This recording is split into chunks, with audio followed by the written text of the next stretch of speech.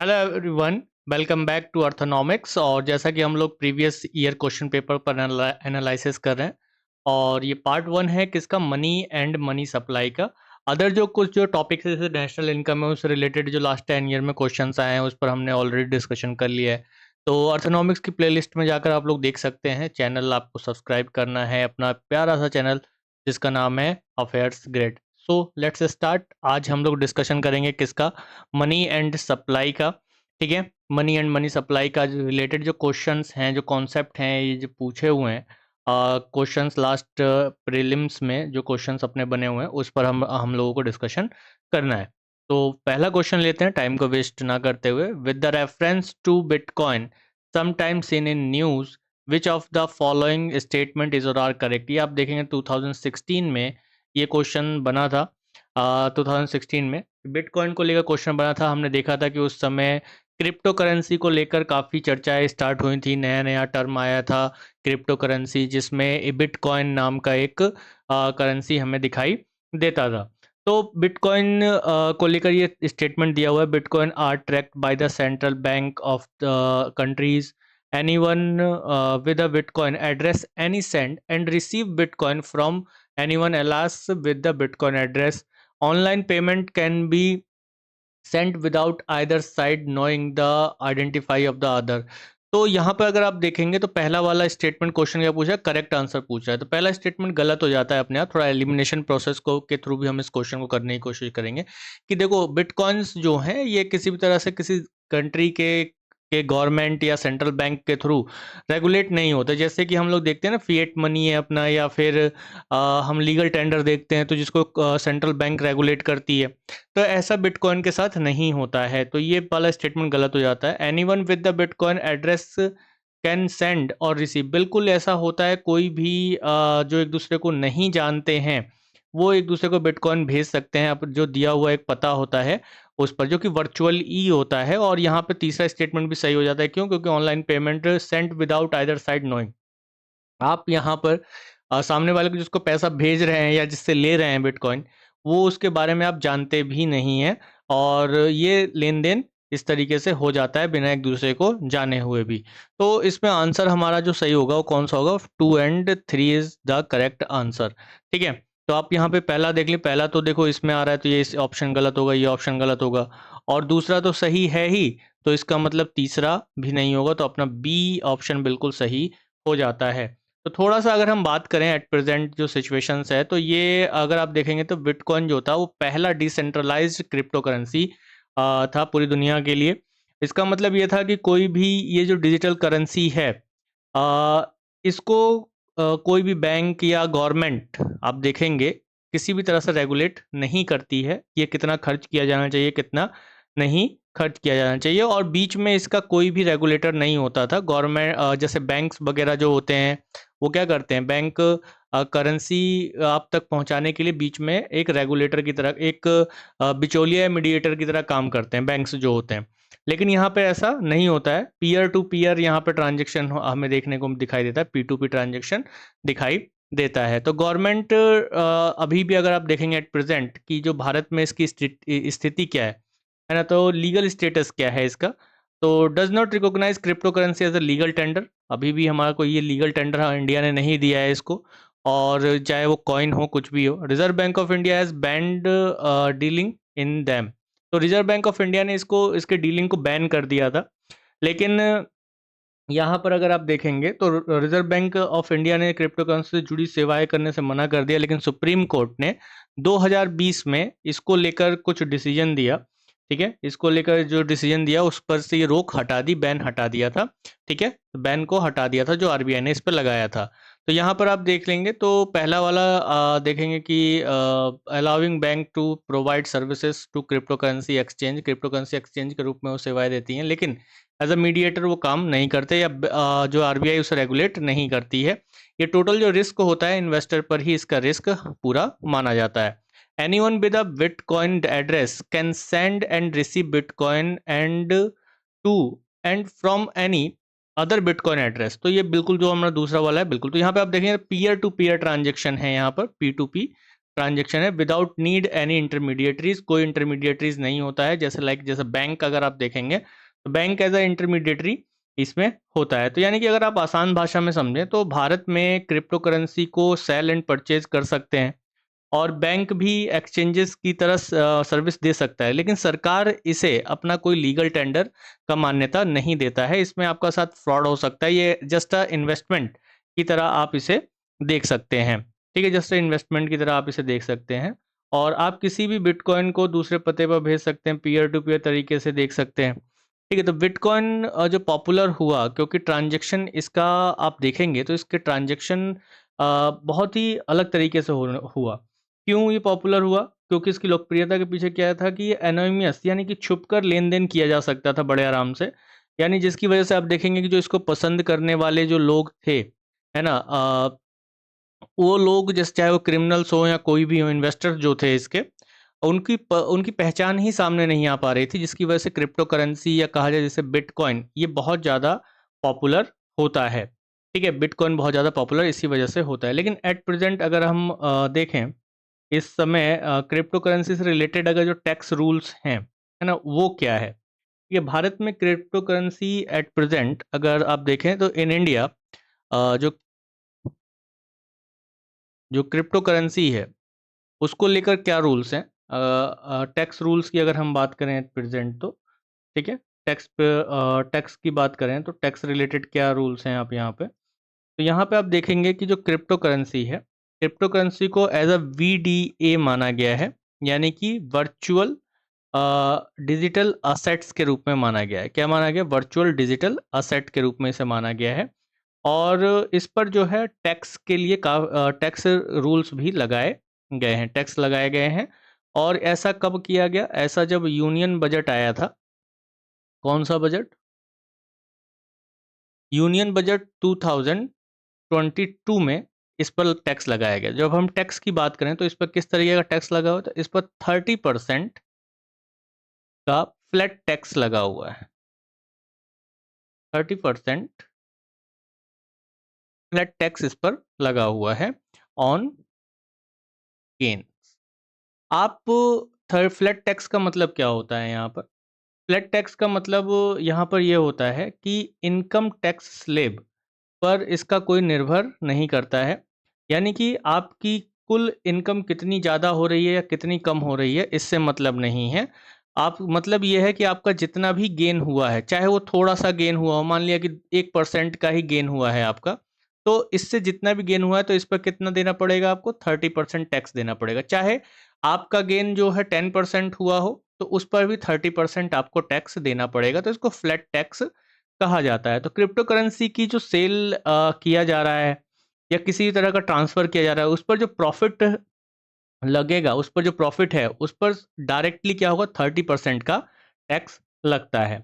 यानी कि flat tax का मतलब यही हो जाता है कि ये जो दर है, ये जो टैक्स रेट है, ये जो इनकम टैक्स स्लैब होता है, उस पर निर्भर नहीं करता। जैसे हम लोग बोलते हैं ना कि हम इनकम टैक्स स्लैब बना हुआ है। इनकम टैक्स स्लैब बना हुआ है। जैसे अभी अगर हम देखें तो 12 लाख तक की जो आय है, उन पर जो है किसी तरीके का इनकम टैक्स नहीं लगेगा, निल है। और उसी तरीके से अगर हम देखें आगे 30 से ज़्यादा है तो इतना परसेंट, इससे ज़्यादा है तो इतना परसेंट का टैक्स लगेगा। लेकिन इसमें क्या है? फ्लैट है। चाहे आपकी इनकम में ग्रो गेन जो हो रहा है या फिर जो प्रॉफ़िट हो रहा है वो 1% का हो रहा हो या 50% का हो रहा हो, आपको कितना देना पड़ेगा? 30% जो है उस पर आपको टैक्स पे करना पड़ेगा, है ना? टैक्स पे करना पड़ेगा, ये चीज़ इसमें आता है। तो ये चीज़ को इसमें दिखाया गया, तो इसमें फ्लैट टैक्स कितना लगा हुआ है? 30% का लगा हुआ है और इसके साथ-साथ इसमें जो है टीडीएस भी लगता है, ठीक है? टीडीएस भी होता है, टीडीएस कितना है? 1% टीडीएस का रूल इसमें दिया गया है। यानी क्रिप्टो करेंसी का अगर सेल कहीं से होता है ना? कहीं पे सेल किया गया है, तो वहाँ पर 1% टीडीएस पे करना होगा। हालाँकि ये जो टीडीएस है, ये एडजस्टेबल है। ये एडजस्टेबल है, किसमें एडजस्ट हो जाता है? जो ये 30% है, इसमें एडजस्ट हो जाता है। मानकर चलते हैं कि आपने 30% के हिसाब से क्या किया? 30,000 का टैक्स आपका फ्लैट टैक्स बनता है।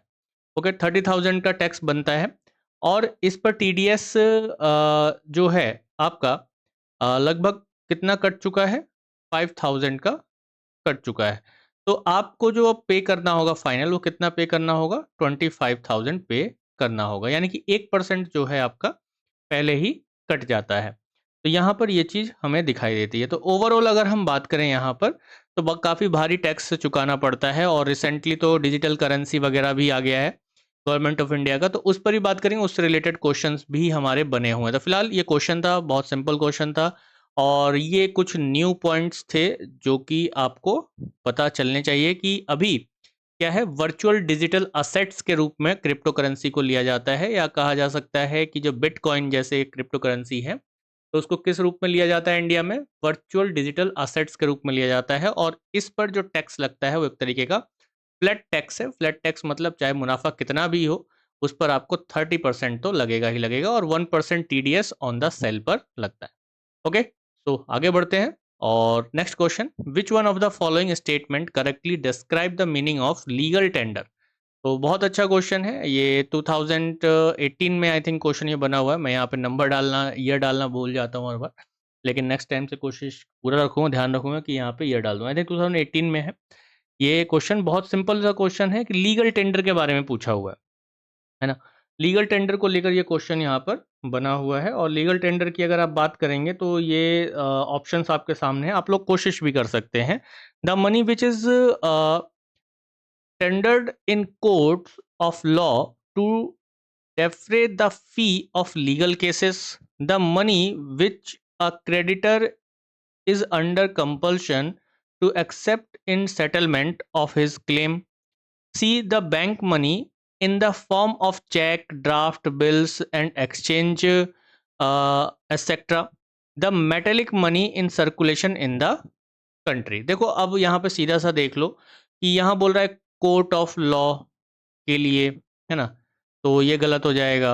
अच्छा सा क्लेम, अगर अच्छा एक कंप्लीट, अगर आप देखें अच्छा लीगल टेंडर का मतलब, लीगल टेंडर का मीनिंग जो है अच्छे से जो डिस्क्राइब कर रहा है उसको हम देखेंगे, तो पहला गलत हो जाएगा। सी को देखिए, the bank is the form of the cheque. जो चेक होता है ये होता है एक तरह से डिमांड डिपॉजिट, और जो डिमांड डिपॉजिट होते हैं, जो डिमांड डिपॉजिट होते हैं वो लीगल टेंडर नहीं माने जाते हैं। ठीक है, जो डिमांड डिपॉजिट होते हैं उनको लीगल टेंडर नहीं माना जाता है, इस चीज़ को ध्यान रखना है। तो ये गलत हो जाता है अपना। देन उसके बाद metallic money in circulation in the country. तो not only metallic money, there is a, आप देखते हैं तो प्लास्टिक मनी भी है, बहुत सारी चीज़ें हैं। तो यहाँ पर जो सीधा सा आंसर जो आता है वो किससे आता है, बी इसका बिल्कुल सही और सटीक आंसर हो जाता है कि कोई भी जो क्रेडिटर है वो अपने डेप्ट को देने के लिए, सेटलमेंट करने के लिए, या किसी भी काम पेमेंट करने के लिए जिस मनी का वो यूज़ कर रहा है ना, डेप्ट को क्लियर करने के लिए, वो क्या है, वो लीगल टेंडर या लीगल मनी के रूप में निकल कर आता है। तो सीधी सी बात इसमें हमें दिखाई देती है। ये क्वेश्चन जो है ना, आपने अगर NCERT बुक जो 12th क्लास की मैक्रो इकोनॉमिक्स है ना, मैक्रो इकोनॉमिक्स है, उसमें अगर आपने पढ़ा होगा ना, आई थिंक जो 3rd चैप्टर है मनी एंड मनी सप्लाई करके, ठीक है, और उसको अगर आपने पढ़ा होगा तो उसमें ये क्वेश्चन दिया, ये चीज़ दिया हुआ, जैसे ये मैंने यहाँ पे ये उसका पेज NCERT का NCERT का कटिंग रखा हुआ है। पेज नंबर अगर आप देखेंगे तो मैंने ये डाउनलोड किया था वेबसाइट से, NCERT की वेबसाइट से, तो पेज नंबर आई थिंक 47 पर आप देख लेंगे तो आपको ये मिल जाएगा, है ना। जैसे इसमें क्या बोला हुआ है कि दो तरह के, एक तरह की चीज़ें आपको दिखाई देंगी, एक तो फिएट मनी दिखाई देगा, ठीक है, फिएट मनी दिखाई देगा, एक लीगल टेंडर दिखाई देगा। तो इस चीज़ को समझाया गया है इसमें बहुत अच्छे तरीके से कि आप अगर देखेंगे तो जैसे 100 रुपीज़ का नोट है आपके पास, है ना, उससे आप कुछ चीज़ों को खरीदते हैं किसी दुकान से, लेकिन उस 100 रुपीज़ का जो पेपर वैल्यू है ना, जो 100 रुपीज़ है, ये क्या आपके पास करेंसी नोट है? क्या जो कागज़ होता है ना, जिस कागज़ से वो 100 रुपीज़ बना हुआ है, क्या उसका वैल्यू भी 100 रुपीज़ के बराबर है? उसमें जो कागज़ लगा हुआ है क्या उसके पास में उसी की तरह है? तो अगर आप देखें इट्स नेग्ज़िएबल, और कंट्री लेस देन 100 रुपीज़ से वो कम ही होगा। इसी तरह से अगर आप मेटल का 5 रुपीज़ का कॉइन लेंगे, तो क्या जो 5 रुपीज़ के कॉइन बना हुआ है ना, जिस मेटल से, उस मेटल का वैल्यू भी 5 रुपये होगा? तो ऐसा नहीं है। लेकिन फिर उसके बाद भी लोग क्यों एक्सेप्ट करते हैं इसको या एक्सचेंज करते हैं गुड्स एंड सर्विसेज के साथ, ऐसा क्यों करते हैं? तो इसके पीछे का रीज़न है कि इन करेंसी नोट्स या कॉइन्स को कुछ गारंटी दी गई है, और ये गारंटी किसने प्रोवाइड की है? जो उनको इशू करने वाली अथॉरिटीज़ हैं, उन्होंने प्रोवाइड की है। जैसे अगर मैं यहाँ पे कहूँ तो किसी भी करेंसी नोट को पर आप देखते हैं तो उसका जो फेस वैल्यू है, वो किस चीज़ पर डिपेंड करता है? वो डिपेंड करता है promise from the governor of RBI. ठीक है, तो जो गवर्नर ऑफ आरबीआई हैं उससे उस पर डिपेंड करता है। तो द नोट ऑफ आरबीआई और any other commercial bank, RBI will be responsible for the giving the person purchasing power equal to the value printed on the note, है ना? तो नोट पे अगर 100 रुपीज़ लिखा हुआ है या 50 रुपीज़ लिखा हुआ है, तो उतना वैल्यू उसका है, भले ही उस कागज का नहीं है। तो उसको क्या बोला गया? उसको लीगल टेंडर बोला गया। सेम ऐसे ही अगर आप इस सेक्शन को पढ़ेंगे तो क्या दिया हुआ है एनसीईआरटी में? The same is also true of coin, currency notes and coins are therefore called fiat money, है ना? इसको क्या कहा जाता है? फिएट मनी कहा जाएगा। ठीक है, फिएट मनी कहा जाएगा। They do not have intrinsic value, इनका अभी कोई इंट्रिंसिक वैल्यू नहीं होता है। फिएट मनी कैसा होता है? जिनका इंट्रिंसिक, जैसे आप देखें गोल्ड, है ना? अगर गोल्ड का कोई कॉइन है तो अगर आप उस पे 2 रुपया लिख देंगे, है ना? 2 रुपए का वैल्यू अगर उस पे लिख देंगे, तो क्या वो 2 रुपए का वैल्यू के बराबर ही गोल्ड का कॉइन होगा? गोल्ड का कॉइन तो उसका अपना भी वैल्यू है। तो जो कॉइन का जिस मेटल से बना हुआ है, उसका भी अगर कोई अपना वैल्यू होता है, तो उसको क्या कहा जाता है? इंट्रिंसिक वैल्यू कहा जाता है। जैसे गोल्ड एंड सिल्वर के कॉइन होते हैं, तो इनका अपना एक वैल्यू होता है। तो they are also called legal tender, यानी जो फिएट मनी है, उनको लीगल टेंडर भी कहा जाएगा। फिएट मनी कैसे मनी होगा? जैसे कि भाई 100 रुपीज़ का जो नोट है ना? 100 रुपीज़ का नोट है और उसको एक प्रॉपर तरीके से बनाया गया है, तो ये क्या है? लीगल टेंडर है। और इसको कोई भी लेने से रिफ्यूज़ नहीं कर सकता है पूरे इंडिया में अपने सेटलमेंट करने के लिए, अपने ट्रांज़ैक्शंस को पूरा करने के लिए। लेकिन अगर आप वहीं देखेंगे चेक्स को, तो चेक्स जो होते हैं, चाहे वो सेविंग अकाउंट या करंट अकाउंट्स के हो, तो उसको लेने से कोई भी मना कर सकता है, क्योंकि demand deposit are not legal legal tender. Demand deposit जो है वो लीगल टेंडर नहीं होते हैं। तो फिएट मनी उस मुद्रा को कहा जाता है जिसका मूल्य सरकारी आदेश या गवर्नमेंट डिक्री पर टिका हुआ है, ना कि किसी भी एक तरह से उसके फिजिकल वैल्यू पर टिका हुआ है। फिजिकल वैल्यू मतलब जिस चीज़ से वो बना हुआ है उससे वो टिका हुआ है। और अगर वहीं लीगल टेंडर की बात करें तो उस फिएट मनी को कुछ लीगल वैल्यू दी गई है ना? उसको लीगल वैल्यू उस पर दी गई है, यानी कि 100 रुपीज़ का नोट क्या है? एक लीगल टेंडर है। और वहीं चेक की अगर आप बात करेंगे तो वो लीगल टेंडर नहीं है, क्योंकि उसको लेने से मना किया जा सकता है। जैसे कि अगर आप और थोड़ा-सा समझने की कोशिश करेंगे, तो फिएट मनी में क्या आपको दिखाई देगा? फिएट मनी में क्या आपको दिखाई देगा? डिमांड डिपॉज़िट है, तो वो लीगल टेंडर क्यों नहीं होगा? वो ऐसे नहीं होगा क्योंकि यह वह पैसा है जो कि आपके सेविंग अकाउंट या फिर क्या हो रहा है, जो करंट अकाउंट है उसमें है, ठीक है? उसमें है, और उसका भुगतान अगर आप चेक से करते हैं किसी तरह से, तो चेक को कोई भी व्यक्ति भुगतान के रूप में लेने से क्या कर सकता है? मना कर सकता है, ठीक है? वो मना कर सकता है। आप किसी को चेक दीजिए, या फिर आप किसी शॉप पर गए, है ना? जो रिंकू भैया हैं, रिंकू भैया की एक शॉप है, वहाँ पर आप गए नोटबुक लेने, और नोटबुक आपने लिया और उनको पकड़ा दिया चेक, ठीक है? उनको चेक दे दिया। रिंकू भैया कहेंगे कि भाई नहीं, मुझे चेक नहीं चाहिए, उनको रिफ्यूज़ कर सकते हैं। बट इस नोटबुक के बदले में अगर आप 100 रुपीज़ देंगे, तो वो तुरंत ले लेंगे, ठीक है? नोट देंगे, लीगल टेंडर देंगे तो वो तुरंत ले लेंगे। तो चेक इसीलिए लीगल टेंडर नहीं हो सकता है क्योंकि उसको हम रिफ्यूज़ कर सकते हैं, उसको लेने से हम मना कर सकते हैं। लेकिन अगर आप देखेंगे कि करेंसी नोट को लेने से क्यों नहीं मना किया जा सकता? क्योंकि ये लीगल टेंडर है और सारे जो पेमेंट्स होते हैं वो इसी के थ्रू होते हैं। तो legal tender is any official medium of payment recognized by the law, ठीक है? इसको किसके द्वारा लीगल टेंडर क्या है? जिसको रिकॉग्नाइज़ किया गया है लॉ के द्वारा, जो कि किसी भी तरीके के पेमेंट का मीडियम बन सकता है या बनता है। Can be used for exempt a public और प्राइवेट डेब्ट, किसी भी तरीके के डेब्ट या किसी भी तरह के फाइनेंशियल ऑब्लिगेशंस को पूरा करने के लिए एक क्रेडिटर अपने उसको एक्सेप्ट कर सकता है एज अ लीगल टेंडर को, आपने जो उसने डेप्ट दिया है उसको वापस लेने में, है ना, यानी किसी को कर्ज मिला है और कर्ज दिया है उसने और उसको कर्ज लौटाया जा रहा है, रीपेमेंट किया जा रहा है, तो वो लीगल टेंडर में ले सकता है। Can only issue the national body that is authorized to do so. लेकिन उसको रिफ्यूज किया जा सकता है, सिटीजन्स रिफ्यूज कर सकते हैं। कैसे रिफ्यूज, किसको, डिमांड डिपॉजिट को लेने से रिफ्यूज किया जा सकता है, लेकिन लीगल टेंडर को लेने से रिफ्यूज नहीं किया जाता। Legal tender can not be refuse by any citizen of country for settlement of any kind of transaction. Cheques जो हैं वो क्या होते हैं, ये डिमांड डिपॉजिट्स के रूप में लिए जाते हैं, तो इनको जो है मना किया जा सकता है, इनको रिफ्यूज़ किया जा सकता है। तो डिमांड डिपॉजिट ऐसा पैसा होता है जो आपके सेविंग्स एंड करंट अकाउंट में जमा होता है और इसका भुगतान चेक से किया जा सकता है, और चेक कोई भी व्यक्ति भुगतान के रूप में लेने से या पेमेंट के रूप में लेने से मना कर सकता है।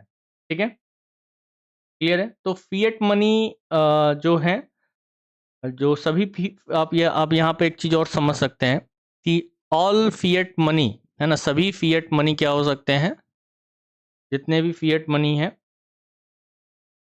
वो सभी फिएट मनी लीगल टेंडर हैं, लेकिन सभी legal tender fiat money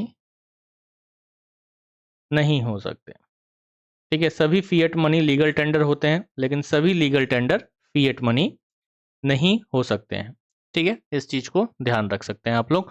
so ये आज हमने 2 क्वेश्चंस लिए हैं, टोटल 8 क्वेश्चंस आपके प्रीवियस ईयर्स में टोटल बने हैं, तो लास्ट 10 ईयर्स में मनी एंड सप्लाई को लेकर, और बहुत इंपॉर्टेंट क्वेश्चंस कल भी हम लोग डिस्कशन करेंगे। सो ज़्यादा से ज़्यादा शेयर कर दीजिए अपने दोस्तों में इस वीडियो को, और अफेयर्स गेट को सब्सक्राइब करें। मेरा नाम त्रिभुवन जय सिंह है, मुझे इंस्टाग्राम पर फॉलो कर सकते हैं। इस वीडियो की पीडीएफ के लिए आप मुझे टेलीग्राम पर फॉलो कर सकते हैं, और इसके साथ साथ आप जो है यूट्यूब पर चैनल को सब्सक्राइब करना ना भूलें। So thank you everyone, thank you very much once again, जय हिंद।